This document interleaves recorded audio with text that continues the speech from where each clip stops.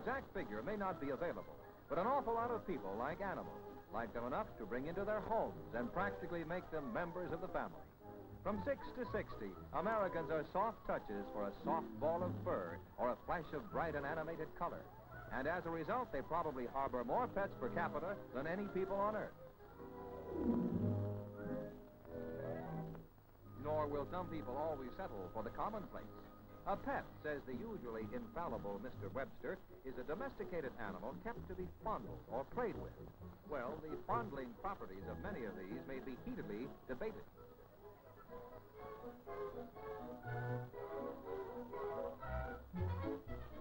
For those with super-activated whimsy, there is the South American agouti, and only a cut below that for oddity is the Malayan honey bear.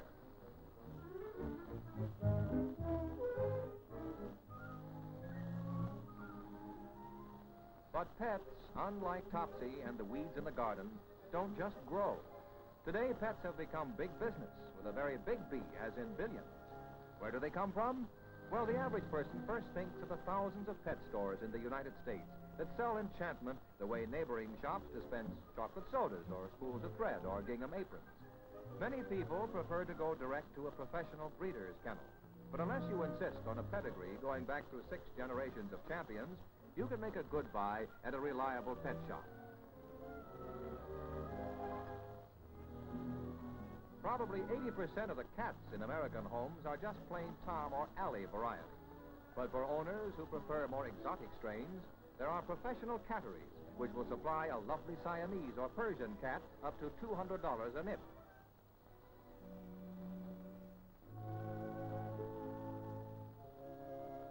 Interested in fish? Then maybe you'd like to know that breeding farms and tanks pour forth an annual stream of common dime store goldfish worth $10 million or more. And that's small stuff in the eyes of tropical fish fanciers. For some of these myriad-colored minnows, you can pay as much as $250 each. And that, as the fellow said, is a lot of fish. High on the pet owner's priority list is the canary, whose census of around 3 million would fall off quickly without constant importation from Europe. There are also another 1 million finches, lovebirds, and parakeets peddled each year. Now, time was when you didn't worry too much about your pet's dietary delights or deficiencies. He got scraps from the family table and whatever he could forage in the neighborhood. That is still common practice. But today, the processing of pet foods has burgeoned into a tremendous business, and Rover's victuals are being served up less and less on a catch-as-catch-can basis. His bill of fare may not be as varied as the menu at the Ritz, but he gets top quality from either canned meats or prepared roughages mixed with milk or water. These, however, are not merely products of convenience for the pet owner. Here, in a setting that is a virtual canine country club, is one company's special research kennel where technicians attempt to prove the assumption that a better fed animal makes a better pet. Various formulas worked out by expert dietitians are tried on dogs of all kinds and ages. What combinations, for instance, will do most for rate of growth, for bone formation, coat improvement, and general behavior? Often an experiment will be carried out through several generations of the same dog to study long-range results.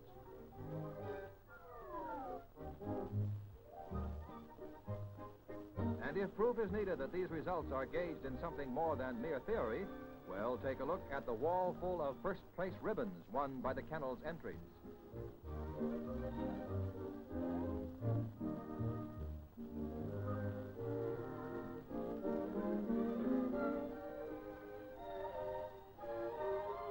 Here now is another facet of the pet industry. Every year, tons of cowhide go to the dogs in the form of harnesses, collars, and leashes. Depending on your purse, you can equip Fido with everything from a $2 brass-studded item to a gold-inlaid haberdashery worth $1,000. Something for streetwear on chilly days? The annual tab for pet blankets and sweaters would probably finance a rocket trip to the moon. And don't think for a moment they pay no attention to style. Has the weatherman predicted rain? Well, let it. Little Princess here is quite prepared.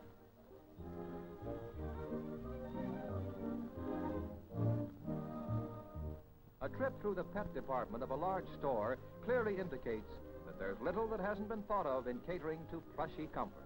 Here is everything from rubber balls to monogram blankets, semi-automatic back scratchers, and, well, as we said before, there's little that hasn't been thought of.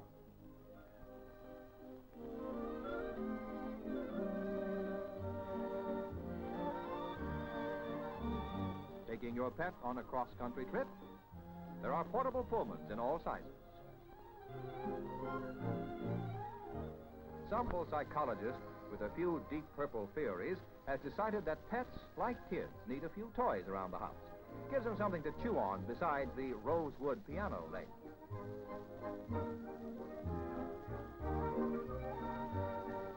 How far can this gadgetry go? Well, if you don't like to see your cocker's ears dipping into his dinner dish, you can invest in a pair of never-skid ear bibs to keep them high and dry. This shouldn't happen to a dog.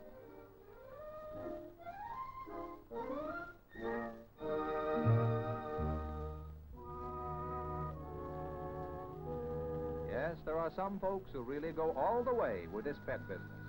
No potter's field for their little Trixie.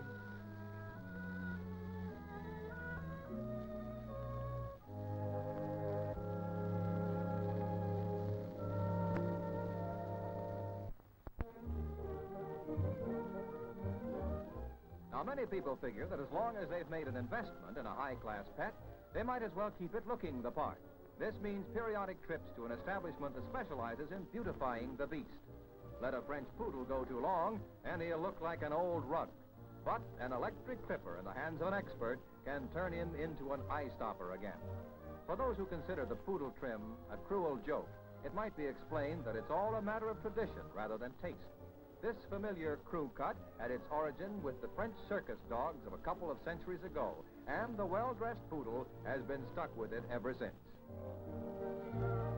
A manicure completes the job, and this gay boulevardier is ready to meet his public. Often, for the better dogs, this means a show.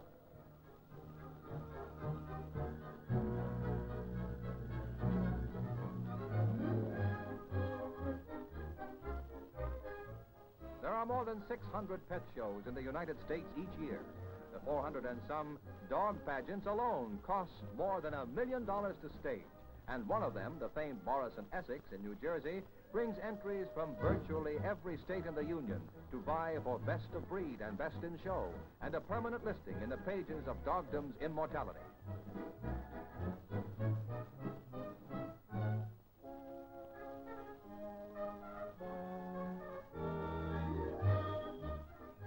But pride in a pet is not something necessarily limited by dollar value or pedigree. Consider, in contrast, the pet show sponsored by a neighborhood boys club as an indication of how a decent foundation for love and understanding of animals may be laid. Just plain kids and just plain pets. A $10 bill probably would cover the cost of any two of them, but you couldn't buy one for $1 billion.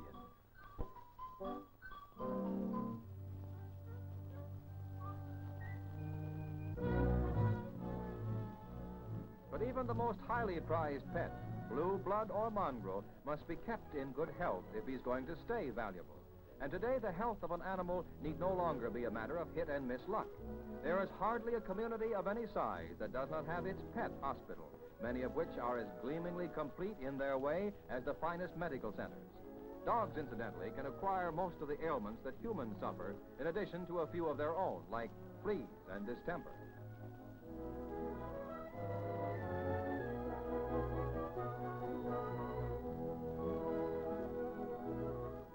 This tabby is suspected of having some bone trouble.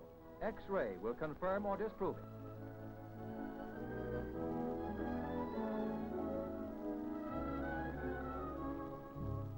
In the hands of the veterinary doctor, modern diathermy will ease muscular strain.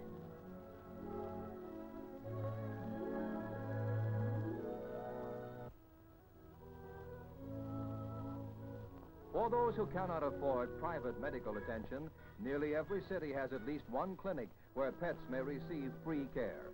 Because of a growing concern for animals in general, and pets in particular, more than 600 societies in America are dedicated to the welfare of wildlife, most of them affiliated with the National Humane Association.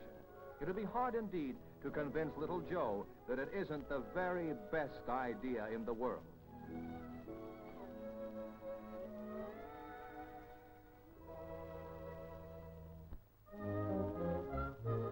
Health, prevention of cruelty, and a program to educate people in the care of animals constitute the three major planks in these agency platforms. The Society for the Prevention of Cruelty to Animals is one that is particularly active on many fronts. Cats have great talent for getting into a jam, and there is never a day without its frantic plea for help.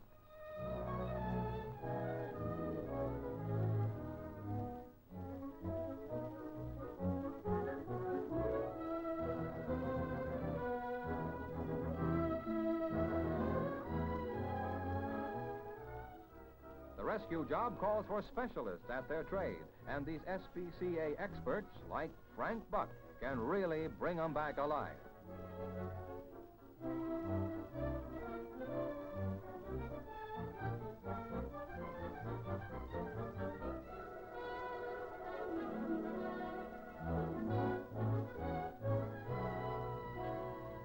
Yes, many a cat has used up 8 of its 9 lives, wondering if it'll ever get out of a predicament like this.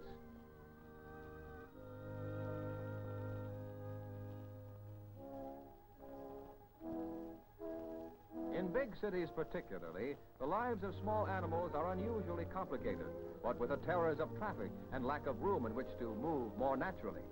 But despite the several forms of grief to which they are subject, they are not totally out of luck. Today, the unsympathetic sound is gone from the words dog catcher. In fact, the dog catcher, as we remember him, is fast disappearing from the scene. Modern agents working for city pounds or private shelters have refuge in mind when they pick up lost or injured animals. Here they are cared for until the owners come to claim them. And even if nobody appears, they'll still wind up in front of some tip-top meals until the shelter can find them a home. Although the shelter tries to find as many new masters as possible for their 4-footed orphans, this does not mean that they will be turned over to just anyone with a part-time whim. Applicants for free pets are thoroughly screened, and not until the shelter people are satisfied that the animal will have a good home and owner will they release it. More than 1 million pets a year are placed by these organizations.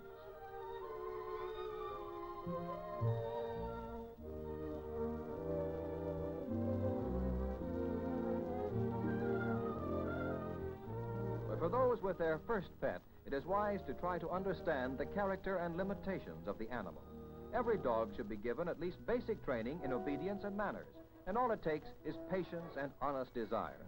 Virtually any dog, pedigreed or not, can be taught simple commands.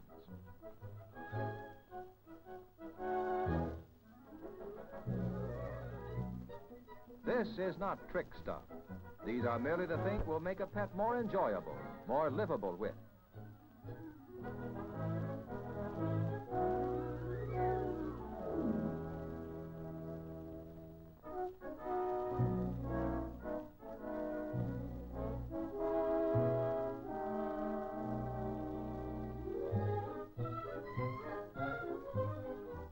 Yes, when you sum up, you can see that this is more than just big business, more than a montage of sales slips and show ribbons and tunes played on a cash register.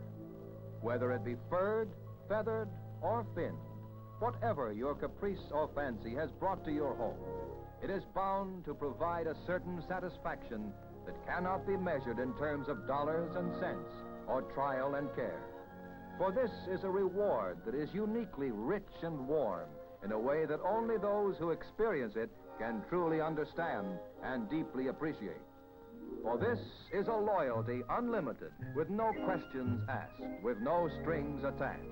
This is truly the family's best friend.